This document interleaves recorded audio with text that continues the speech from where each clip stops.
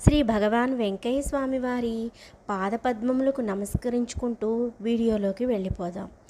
ఒకరోజు స్వామివారు మద్రాసు వీధుల్లో నడుస్తూ వెళ్తుంటే అక్కడ ఓ ఇంటి బయట దూది పరుపులు కనిపించాయట. వాటిని చూసేసరికి వాటి మీద పడుకోవాలని ఒక్క క్షణం మనసులో అనిపించిందట. అంతే స్వామివారు నేరుగా ఊరి వెలుపలకు వెళ్ళారు.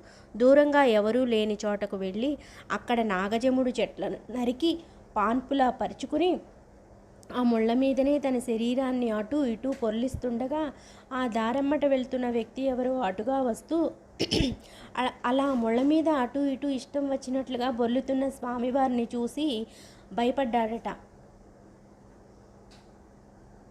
అలా బ్రహ్మజముడు ముళ్ళ మీద పడుకుని అటు ఇటు దొర్లడం అంటే మాటలా?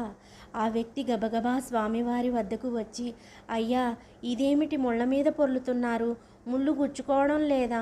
మీరు మానవ మాతృల్లాగా కనిపించడం లేదే అన్నారట. అప్పుడు ఆ వ్యక్తిని గమనించిన స్వామివారు భయపడుతున్నట్లుగా లేచి, అయ్యా, ఈ మనసు ఈ శరీరానికి పట్టుపరుపులు కావాలని కోరింది. అందుకే ఈ పరుపు ఏర్పాటు చేసిన ఇప్పుడు దీని తెక్క కుదిరింది అన్నారట. ఆ వ్యక్తి భయపడుతూనే వీపు మీద ఎన్ని ముళ్ళు గుచ్చుకున్నాయో కదా అని వీపు వైపు చూస్తే స్వామివారికి ఒక్క ముళ్ళు కూడా గుచ్చుకున్న ఛాయలేమీ కనిపించలేదట. ఆ వింతను గ్రహించడంతోనే ఆ వ్యక్తి అద్భుతాన్ని అందరికీ చెప్పాలని వీధుల్లోకి పరుగు తీయడంతో ఇక అక్కడ ఉండడం మంచిది కాదనుకుని స్వామివారు ఆ ప్రాంతాన్ని వదిలి దూరంగా వెళ్ళిపోయారట. ఇది స్వామివారి మద్రాసులో అక్కడ ప్రదర్శించిన తొలి లీల. ఇక రెండవది, ఎగ్మూరులో ఎదురెదురుగా వస్తున్న రైళ్లను ఆపి ప్రయాణికుల ప్రాణాలను కాపాడడం.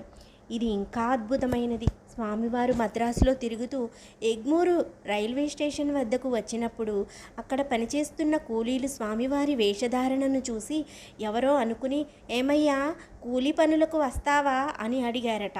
వెంటనే స్వామివారు, ఓ, తప్పకుండా వస్తానంటూ ఆరణాల కూలీకి అక్కడి రైల్వే స్టేషన్ మరమ్మతులు పనుల్లో చేరారు. అలా అక్కడ పనిచేస్తున్న రోజుల్లో ఓసారి మద్రాసు రామేశ్వరం లైన్ నుంచి సిగ్నల్ ఇవ్వడంలో జరిగిన పొరపాటు వల్ల 2 రైళ్లు ఎదురెదురుగా వస్తున్నప్పుడు అక్కడ పనిచేసే వారంతా అది గమనించి ఏదో ప్రమాదం ముంచుకొస్తుందని భయపడి పరిగెత్తిపోయారట. ఆ సమయంలో ఇక కొద్ది నిమిషాల్లోనే ఆ 2 రైళ్లు ఒకదానికొకటి ఢీకొట్టుకుంటాయనగా స్వామివారు దూరంగా వస్తున్న ఆ 2 రైళ్ల మధ్య నిలబడి చేతులు చాపి నిలబడడంతో వేగంగా వస్తున్న ఆ 2 రైళ్లు చాలా దగ్గరికి వచ్చి ఆగిపోయాయి. స్వామివారు ఆ 2 రైళ్ల మధ్యలో పట్టాల మీద అలా నిలబడే ఉన్నారట. ఆ రైళ్ల డ్రైవర్లకు కూడా ఆ రైళ్లు అలా ఎందుకు ఆగిపోయాయో వెంటనే తెలియరాలేదు. కాసేపటికి చూసుకునేసరికి ఆ 2 రైళ్లు పొరపాటున ఒకే లైన్ మీదకి వచ్చేశాయని, అయితే ఢీకొట్టుకునే సమయంలో ఎవరో ఆపద్బాంధవుడు వచ్చి రైళ్లను ఆపేశాడని ఆ రైళ్లను నడిపే డ్రైవర్లు గ్రహించారు. ఈలోగా వేగంగా పోతున్న ఆ రైళ్లు ఎందుకు ఆగిపోయాయో అర్థం కాక ఆ 2 రైళ్లల్లో ఉండే ప్రయాణికులంతా వెంటనే ఆందోళనతో రైళ్లలోంచి దిగేశారు. అప్పుడు అర్థమైంది జనానికి, తాము త్రుటిలో పెద్ద ప్రమాదం నుంచి బయటపడ్డామని. ఆయన ఎవరో రాకుంటే రైళ్లు ఢీకొని తమకెంతో పెద్ద ప్రమాదం జరిగి ఉండేదని అర్థం చేసుకున్నారు. అయితే తమను రక్షించిన ఆ మహానుభావుడు తమకు ఎదురుగానే అమాయకంగా చేతులూపుతూ నిలుచుని ఉన్నాడు. ఆ జనమంతా స్వామివారిని ఆపద్బాంధవుడంటూ, సాక్షాత్తు భగవంతుడేనంటూ వేణోళ్ల పొగుడుతూ తన వద్దకు వస్తుండడం చూసి స్వామివారు ఏమీ తెలియని అమాయకునిలా పిచ్చివానిలా నటిస్తూ వారి మధ్యలోంచి పరిగెత్తుకుని వెళ్ళిపోయారు. వందలాది మంది ప్రయాణిస్తున్న ఆ రైళ్లు ఢీకొని ఉంటే ఎంత పెద్ద ప్రమాదం జరిగి ఉండేదో కదా. అంతటి ఘోర ప్రమాదం జరగకుండా కాపాడిన అవధూత భగవాన్ శ్రీ వెంకయ్య స్వామి వారి ఈ మహిమ అప్పట్లో మద్రాసులో ఎంతగా మారుమ్రోగిందో, తమిళనాడు ప్రాంతమంతటా ఎంతగా సంచలనం కలిగించి ఉంటుందో మనం ఊహించుకోవచ్చు. ఇప్పటికీ స్వామివారి ఆరాధనోత్సవాలకి తమిళనాడు నుంచి పెద్ద సంఖ్యలో గొలగముడికి ప్రజలు తరలి వస్తూనే ఉన్నారు. అప్పట్లో మద్రాసు హైకోర్టు మెట్ల మీద పడుకుని నిద్రలేచిన తర్వాత ఒకసారి స్వామివారు, ఇక్కడ 5 జడ్జీలు లెక్కలు రాసుకున్నారయ్యా అన్నారు.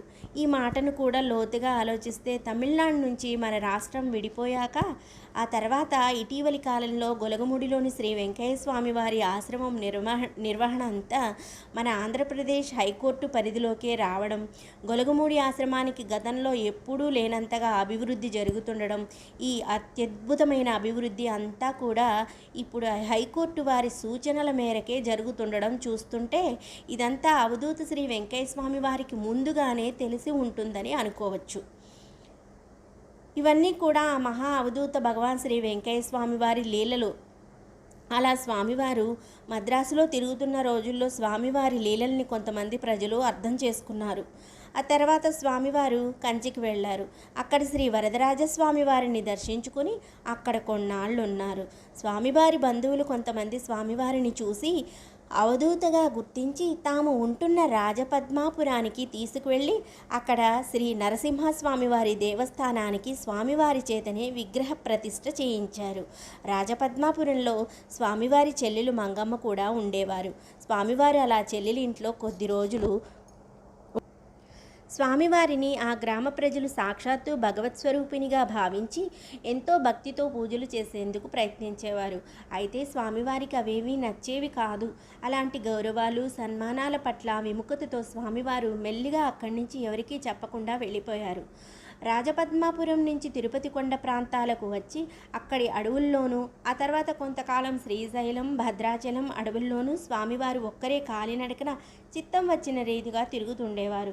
అలా తిరుగుతూ ఆ తర్వాత కొంతకాలానికి నెల్లూరు జిల్లాకు వచ్చారు. ఓం నారాయణ ఆది నారాయణ. మా వీడియో మీకు నచ్చినట్లయితే please share, like and subscribe చేయండి.